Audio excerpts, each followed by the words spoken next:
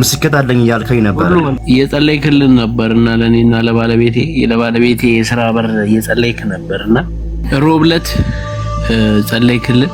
ቢሮ ላይ ቁጭ ብለሽ ስራ ስትሰሪ አይሻለው አልካት። እሷ ምንም ስራ አልነበራትም። ተመርቃ ቁጭ ብላ ነበር። ምንድነው የት ነው መስራት የምትፈልጊው አልካት። ቢሮ ውስጥ ጠየቃት። ንግድ ባንክ ነው መስራት የምፈልገው አለች። ከዛ ንግድ ባንክ ስራ እንድታገኝ ጸለይክላት። ሮብለት ጸለይክላት። አርብለት ዶክመንት አስገቢ ተባለች። አስገባች። ዶክመንት አስገብታ በዛው ስራ ጀመረች። በሁለተኛው ቀን አዎ ምንድነው ነልሽ?